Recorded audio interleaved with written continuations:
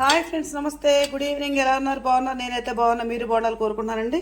పొద్దున్నేతి బీరకాయతో చట్నీ చేశాను కదా, దాని పొట్టు మొత్తం తీసుకెళ్ళి చక్కగా జాగ్రత్తగా గిన్నెలో చేసుకొని ఆ గిన్నెలో పెట్టించానండి. ఇప్పుడు దాన్ని చక్కగా మనం కొంచెం ఆయిల్ వేసుకొని కొద్ది చింతపండు 4 పచ్చిమిరకాయలు వేసి చక్కగా నూనె వేసి మగ్గ పెట్టేసుకున్నానండి.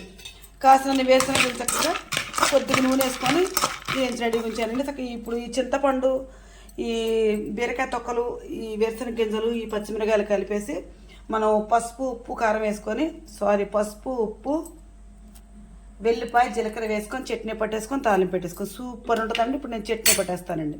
ఇది కొంచెం చక్కగా బీరకాయ తొక్కలు, చింతపండు, వెల్లిపాయ జీలకర్ర, చక్కగా ఉప్పు పసుపు జీలకర్ర వేసి చక్కగా మంచి మిక్సీ పెట్టేసుకున్నానండి. ఇదిగోండి ఆయిల్ పెట్టేస్తాను తాలింపు కోసం. నూనె కూడా కాగిందని చక్కగా ఇది వేగిన తర్వాత మనం ఇందులో పోసేసుకుందామండి. వేరుశనగ గింజలు బీరకాయ తొక్కుతో చింతపండుతో వేసి చేసిన చట్నీ చక్కగా ఈ విధంగా మనం తాలింపు పెట్టేసుకున్నామండి. చూడండి, అర్థమైంది. నేను చట్నీ ఈ విధంగా చక్కగా చేసుకున్నానండి. మీకు నచ్చితే నేను చేసే విధంగా నాకు ఒక లైక్ ఇవ్వండి. Please subscribe.